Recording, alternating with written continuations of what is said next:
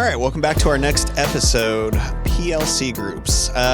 We are going to be chatting a little bit about those here in a second. Hey, before we start, if you have enjoyed listening to this podcast, we would love it if you would give us a review. 5-star review would be great, which whatever platform you happen to be listening to the podcast on. It just helps us get this information out to other people and helps us keep the conversation going.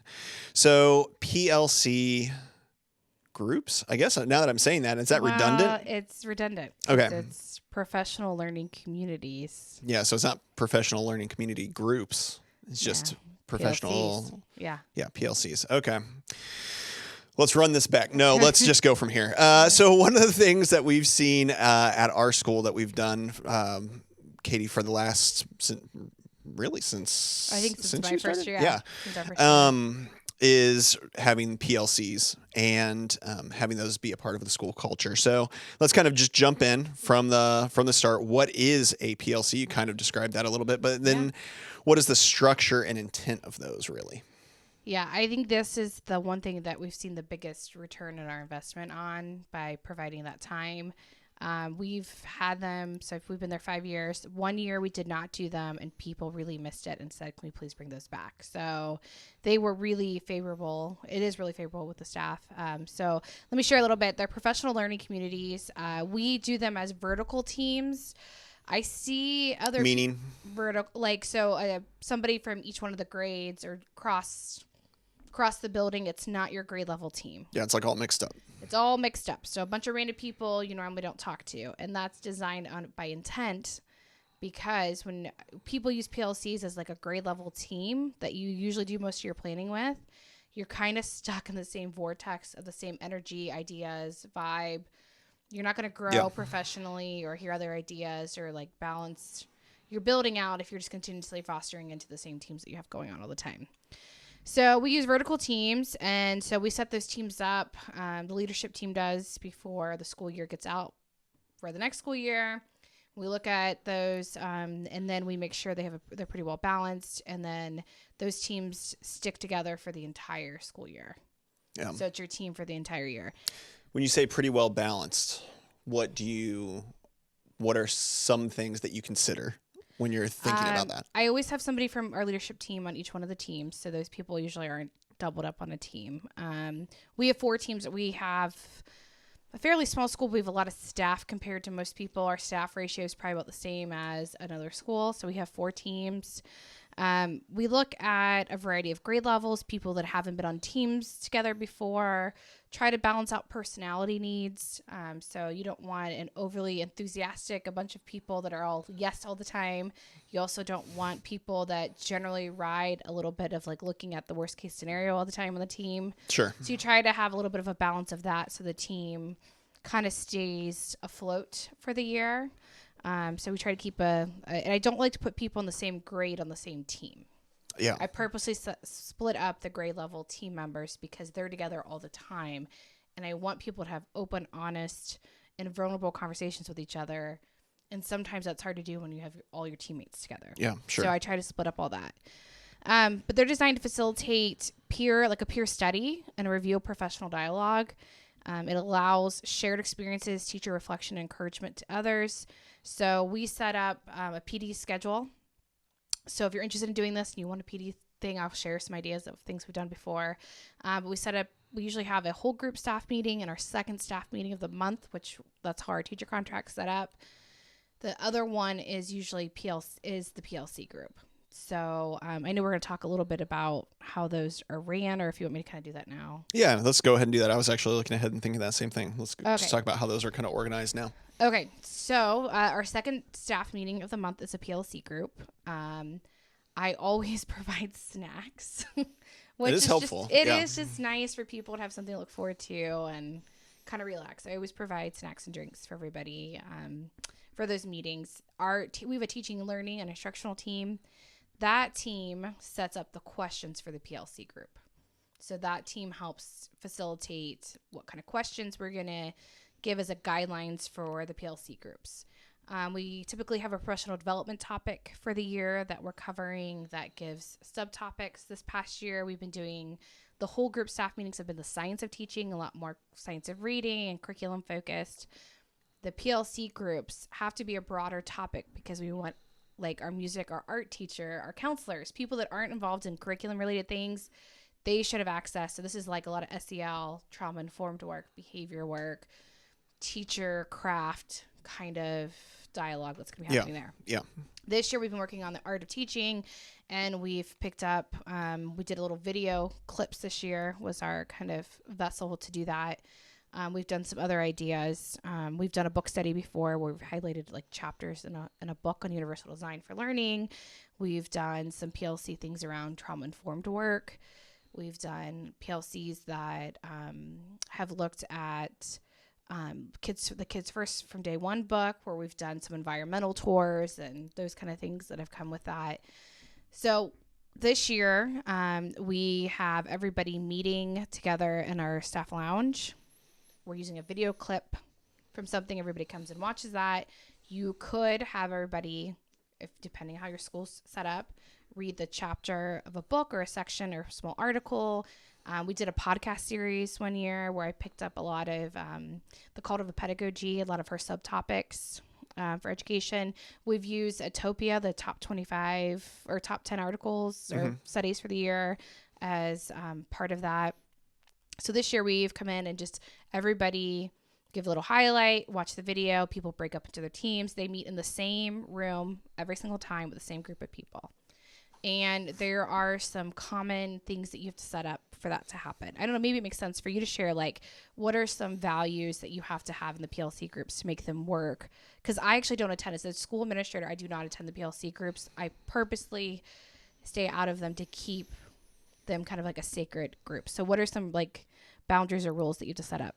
Because you help facilitate one of them. Yeah. I don't know if there's necessarily boundaries or rules as much. I think that it just generally we end up having, I've found every year that we've done them, like you find that there's somebody that usually ends up kind of taking the lead in some way, shape, or form, kind of guiding the questions or making sure that like the questions that have been provided, like that we stay kind of on topic or that we're going off of what the video actually talked about or things like that. I think that tends to just naturally happen. I think that's partly because of what you talked about before, like the way that the groups are set up makes sure that it's not just a group of people that nobody wants to really take the lead or nobody is willing to help push things forward or things like that. Depending on group setup, it would be really easy for everybody to just sit around and talk about whatever they wanted and then get to the end and be like, oh, like we didn't actually talk about any of this. But I think like the setup of it is actually a pretty big deal because I think you end up naturally having some people that kind of take the lead on some of those things. So I think that's generally helpful. I will say that one of the things that has been helpful and one of the I guess one of the things of feedback that we've gotten over the years is like having people have to do something extra ahead of time was a little bit, it felt like a lot. Yeah. So when we've done like reading like the chapters in the book or something like that, well, a chapter in a book over the course of a month isn't really that much to have to read. People tend to forget, right? And then all of a sudden it's like the day before and you're like, I don't have any time to read this. And people would then either not read or whatever.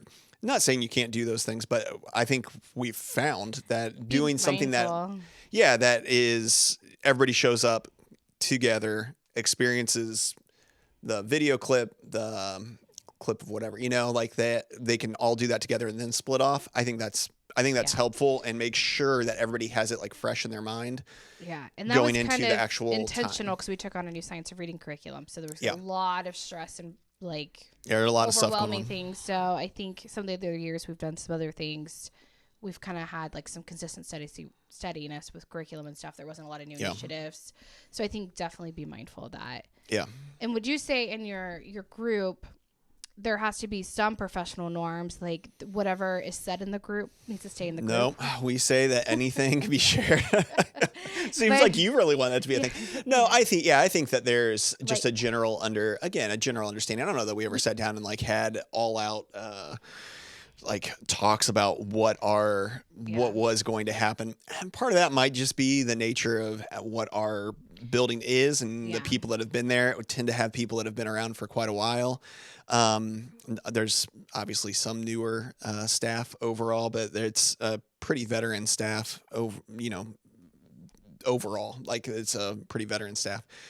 I do think that those kind of things are helpful. I think what I've found is if people are willing, if you have some people that are willing to talk about things in a real way, whether that's, some of the people from leadership teams, or whether it's just a personality that tends to lean that direction. That's been the case before in some of the groups I've been in, where I've watched, somebody that I'm like, oh, people respect this person and they're really willing to share and be honest about how things are. I think that just opens the door naturally for everybody else to feel comfortable being able to share about where things are or what their beliefs are. And I mean, we've been in groups depending on like the book that we read. Was that just last year, 2 years ago? The Herd Value one. I mean, some people were really all in on it. Some people were like, I adamantly disagree with what this was said in this chapter. And it always, even with that, it never got like weird or anything like that. Like, everybody generally was respectful and understanding that everybody can kind of share. I think it's not a bad idea to kind of have some of those things kind of spoken at the beginning of a group, at the beginning of the year. I feel like we've been doing it for so many years, but I feel like at the very beginning, we don't have high staff turnover, so it's been pretty consistent with the people that have been there. But the very beginning, we did talk, I believe, about just like, if we want these to work, you can't go back out and talk about what's been talked about in your group. There has to be some professional confidentiality, that you have this open dialogue with people, and that you can't say something. Not that anybody's saying anything unprofessional, but we can't say, gosh, she's having a really bad day. She just, there has to be, and there is really none of that. I get no feedback from people and be like, well, you should hear what she said last week. Yeah, I don't hear any of that either. I mean, and I know we only have maybe so many groups that are around, but I mean, you would think that would happen. I have not necessarily experienced that. No, I think there's a real professional respect that you kind of have to set up. Yeah. We started off with asking people to take notes, and then I was taking somebody would take live notes on a Google Doc, so I'd be able to see the feedback from the groups. We did that probably for 2 years, and then I really thought the groups were running well. People understood what the goal was, and it's really a culture and climate goal. It's a time for people to be responsive and reflect about the practices. And then we decide, you know what, no computers. It's just a sheet with 5 or 6 questions. Yeah. These aren't mandated questions for you to talk about. They're just options for you to use as a facilitation tool. Yeah. In the group. We do start each one of our groups with some type of opener, whether there's some therapy cards that we used at times. Yeah. The therapy cards have their imagery cards. There's ones that are roads and rivers. There's ones that are mental images of things, and then we've laid those out, a variety of those on the table. People pick them up, and you kind of do a check-in. How are you doing? Tell me about your card. Why'd you pick that? It's a restorative practice tool. Yeah, everybody, and I mean, as much as it's really not up my alley, everybody always shares and throws something out there, whether, and then it's like anything, some days you're going to hit a month where somebody's like, today was awful, and I really don't, I just picked this up because I picked this card up, I don't know. It looked nice, or it looked, whatever. Yeah, so, but by and large, people really were willing to share. Yeah. And that's a good way to get the conversation started, because people have something to talk about. Yeah. So just to do a check-in. And from what I've heard from the building leadership team is that sometimes the conversations, that's as far as they go for the time that we have, that people really need to spend a lot of time with just checking in on each other. And sometimes that's where the heart of those communities are. And sometimes you don't get very far into the topic, but you spend a lot of time supporting somebody else in that group. Yeah. Well, that's really one of the, why it's important, or why I think that these are important, is because in a typical standard staff meeting, people aren't probably having a ton of time to share or talk or anything like that. I like that these are mixed up groups, not just grade level specific, or even, I guess content specific, depending on what what kind of school you're working in. If in middle school, high school, it's not like all social studies, Yeah. teachers together, or all the ELA teachers together. It's something that's a little bit different grade levels, different content areas. And then what you have frequently is the chance to be able to actually check in with people. I think this happened less early, like in the process. So going back 4 years ago or whatever, when we started doing these.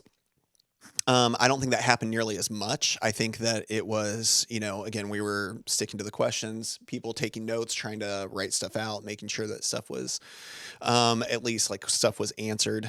You showed that there was some kind of conversation that was happening. But as we've kind of gotten, again, more into the routine of it, and as we've hired in new staff, we've had several younger, less experienced staff come on. I actually think this is one of the best things for these is because then, like, we currently have younger staff member, first full year of teaching, really. And to be able to be in a group that has several other teachers that have been doing it for a long time, and to be able to have that newer staff member hear from those veteran staff members that aren't, to your point, the people in their grade level group, has been super helpful. And there have been several times this year during it that we haven't talked about necessarily the questions, but you could just tell there was something, as like we did like the opening, like what's something that's been great since the last time we met, or what's, what went well today or whatever. And everybody kind of shares. And I'm like, actually, let's talk a little bit more about that. Like, what is that? Like when somebody said this, how are you feeling about that? And then be able to have everybody kind of jump in has been, I think, super helpful. And I also think it's one of the things that just wouldn't happen if we didn't have these. There's no reason for, even in a small building, like a relatively small building like ours, there's not really much of a reason for somebody in the second grade hallway to go all the way to the other end of the one hallway we have. I guess it's a really big hallway, but to go all the way to the other end of the hallway and have any kind of conversation at the end of a day or at the beginning of a day with a fifth grade teacher. I mean, you pass each other, you're at the office with each other, or maybe you are making copies somewhere, maybe lunch crosses over. It just depends on schedules and what people have going on. So there's really no reason for some of the people to have much crossover, which seems crazy. But if you work in a school, which I presume a lot of people that are listening to this do, you understand how that works. It's not hard to go weeks without talking to somebody, even if it's in a small school that you see a lot and in any kind of real way. And so this provides an opportunity where you're in a spot, you're in a group that you're not normally in. And then weirdly, you have the opportunity to be able to actually impact and support each other in a way that's more than just, how's today going? Yeah, I can't believe it's almost Friday. Like, that's good, or whatever those conversations are. You actually are able to start having real conversations, finding out where somebody is. And what I've heard, because I'm not usually, because I'm in such a kind of specialized area, I feel like less to offer in some of the areas that people need. But what I've been able to see, and what's been cool to sit back and watch then, is hearing maybe a fifth grade teacher talk about, the new reading program that we're doing, and then having a third grade teacher that has 20 years of experience being like, yeah, you're actually doing fine. Like, I know this seems intense and it seems like a lot. You're going to have to pick like this or this. You're not going to be able to do it all, or you're going to have to be able to identify what is the most important in this thing and like really focus on that. Like, just like stuff that's really good professional conversation that wouldn't be happening had we not been in those groups, or had we just been in another typical, staff meeting talking about who knows what, that people talk about in staff meetings all the time. I know what we do. We use them for training, but like, I know a lot of schools potentially it's like, you could either have these kind of conversations going that are hopefully supportive and are building somebody up, or you could be talking about, what's the protocol for parties for Valentine's Day coming up or whatever. And you're thinking, is this really the best use of this and time I would we have say together? there's been, like, to your comment, there's been a real intentionality. I said coming on, we will never have a staff meeting that is reading of the agenda. Sure. Where it's like, we're not talking about cupcakes at the staff meeting. Yeah. Like, the staff meetings are professional development opportunities. I mean, there's stuff that maybe has to be covered, or information that gets passed on, certainly. Yeah. But if that's all that's happening. Yeah. Quick highlight, 5 minutes, and then we're moving on. But they're really designed for professional development. So this is where we're doing training, we're giving people access to things, we're answering professional questions. And then the PLC groups really have been intentional. These are best, like, so you research PLC groups, they are foundationally one of the things you should be doing in a school. So if your school does not have them, it's really important that you go talk to whoever you need to talk to see if you can get them up and running and kind of talk about why. And then there's lots of literature out there on why they're so beneficial. I think you could talk about Dr. Bruce Perry's work and about the micro interactions, and it takes 12 to 13 interactions to build like the sense of safety and trust. These are opportunities for micro interactions for you to build a relationship with somebody else in your building. And then once you do that, you're strengthening your school culture. Once people really get to know each other on a personal level. And then you're also embedding, if you look at your state rubric, you're embedding some of that responsive, reflective teaching practices that are called for. Like in Ohio, the accomplished reading, you have to be a reflective teacher, and this is the reflective practices. A lot of times we don't give teachers the forums to do that. We just do. Yeah, and you just expect them to be able to do it. Yeah. Yeah, you assume somebody's just, I mean, people do. I mean, you go home, you think in your car and like say how today goes. Probably didn't nail it today. Yeah.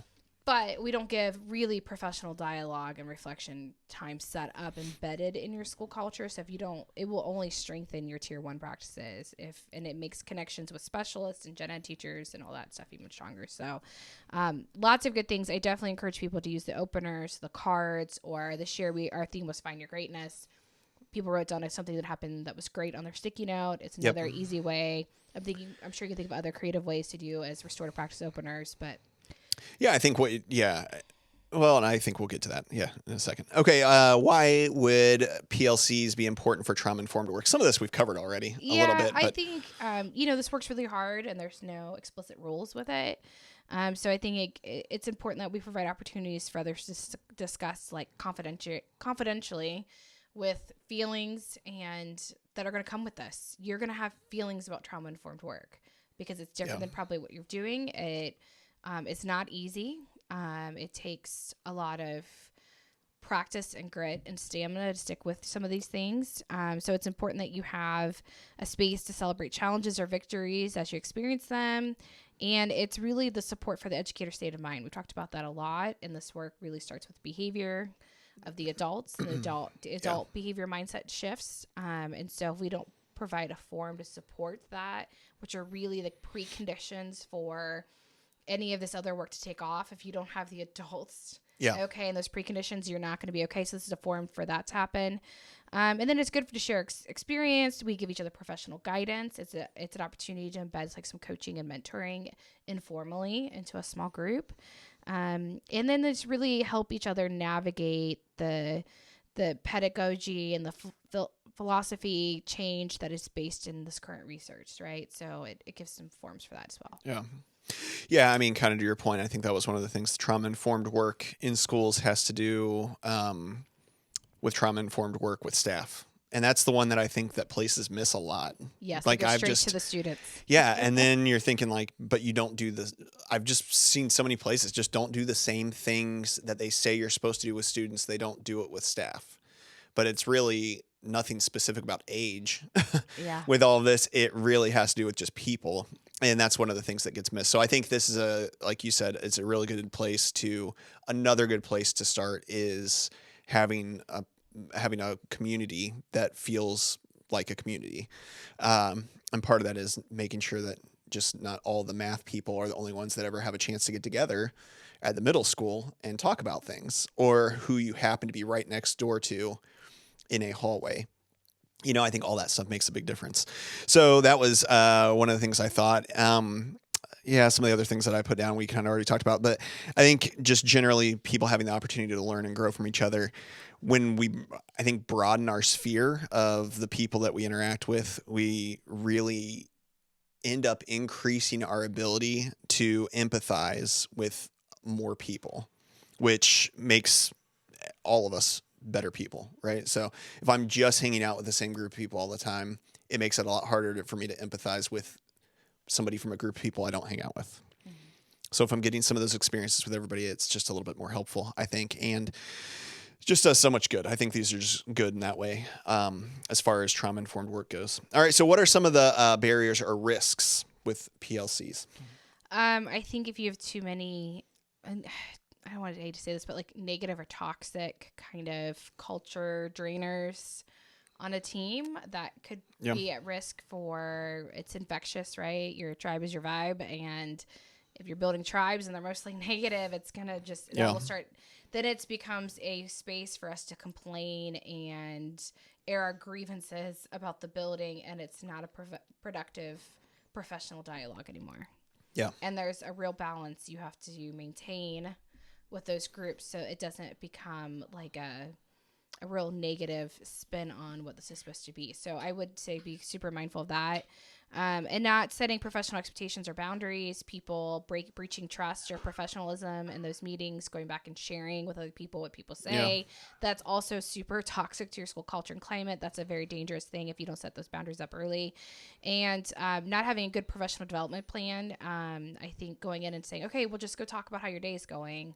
There needs to be a professional topic and like an idea of something you want people to grow in professionally. So we lay out a plan for the entire year. I'm happy to share any of those plans that we've done previously. I set up the entire professional development plan for the whole year and have a really strong idea of what's going to happen, who's co-hosting with me, what are the topics, what are we going to cover, why are these things all interconnected to our broader goals.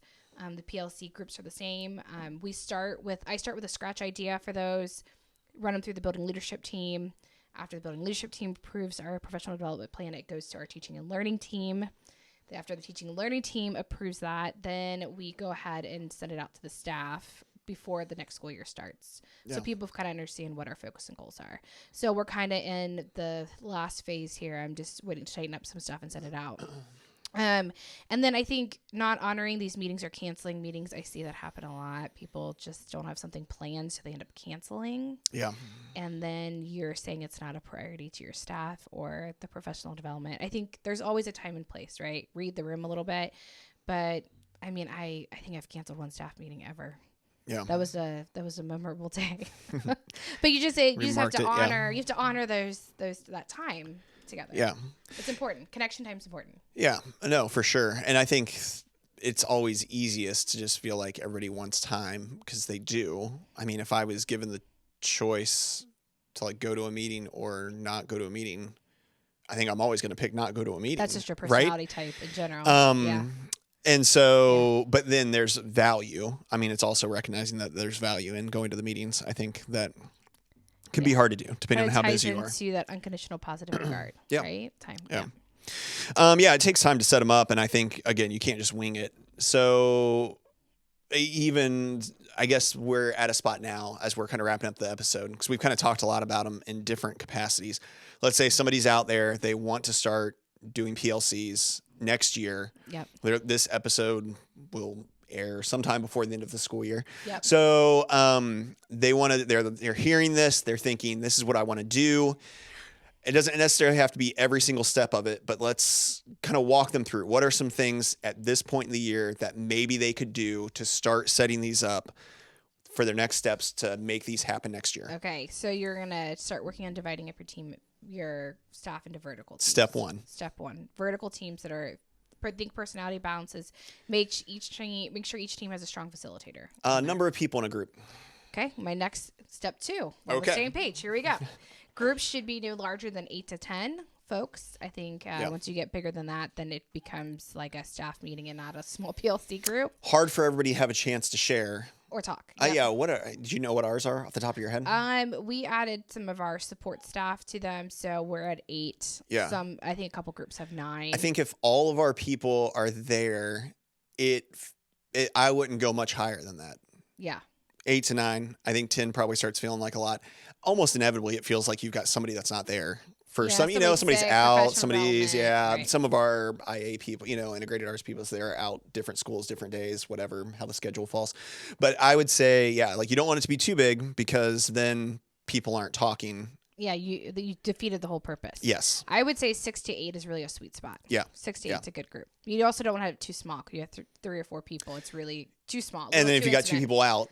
Yeah. Sick. Yeah. So 6 to 8 is a good number. Find a common neutral space for each of your teams to meet that allows privacy.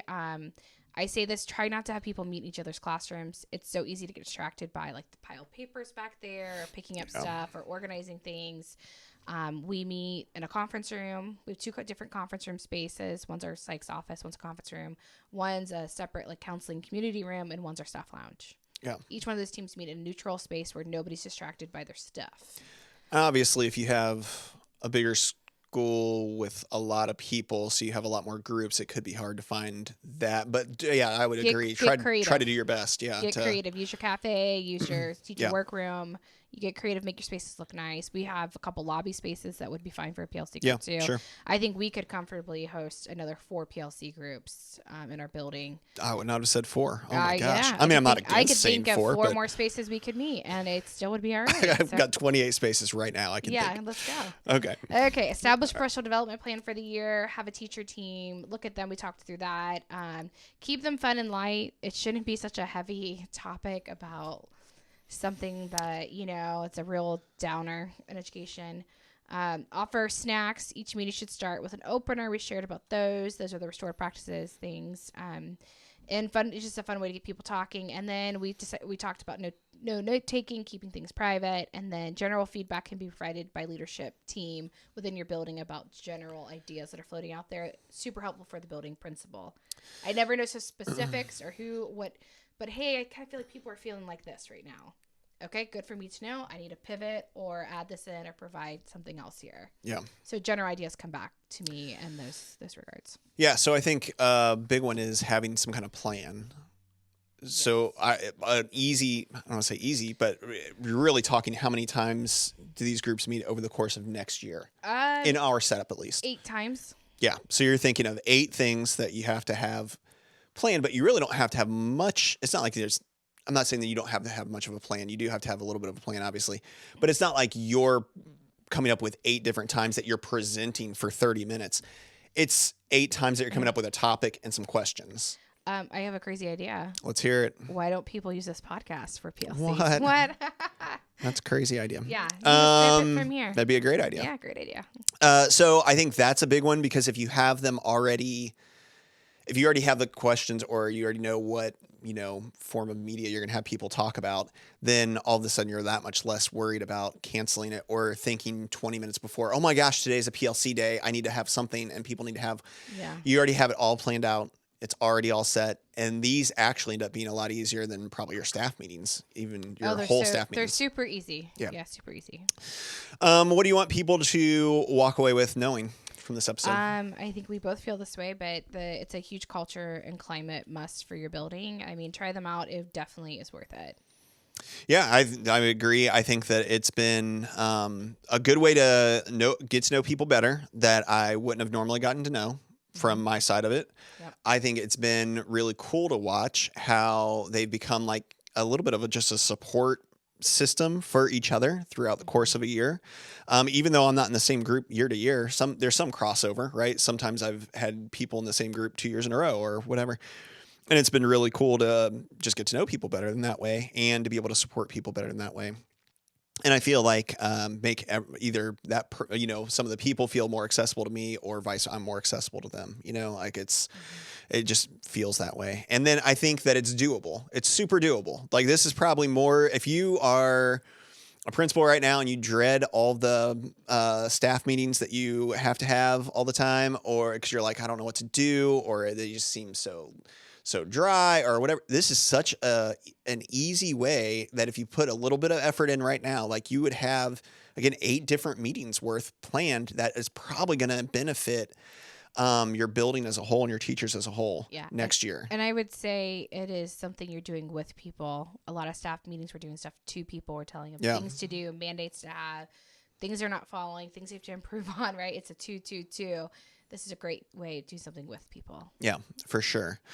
So I'd encourage you to do that. If you're not a principal out there, not an administrator, I would say bring this idea to to them and be like, hey, why don't we do something like this next year? Change it up a little bit. Maybe you're at a place, or maybe you are an administrator. You've been at the same place for 15 years. You're like, I've been at the school for this long. And this is what I always do. Hey, what an easy way to change it up, to improve things maybe a little bit and to give people a little bit more voice. Again, one of the things I always believe heavily is that there's not just one person that has good information to pass on. Everybody has really good information to pass on and to share with each other. They just don't have the opportunity to do it. And so this gives people the opportunity to have a voice, to share from their own experiences. I think it makes a huge difference. And hopefully, if you guys try them out, then you'll see the same thing and you'll feel the same way we do about them. And I would say reach out to us. We'll help you get them set up. Yeah, absolutely. Well, as always, we really appreciate you guys joining us for the conversation today. Hopefully you found it helpful. Hopefully you learned a little bit more about PLCs. And hopefully if you have not given them a try, you do give them a try here in the future. Hey, share this with somebody. Again, maybe share this episode with an administrator if you're not one, or if you've done these in your own building and you know there are some other principals in your district that haven't. What an easy way to get that conversation rolling on a district level is by sharing this episode and asking people to kind of have a conversation about it. And as always, we appreciate you, and let's go out there and do the work. Let's go do it.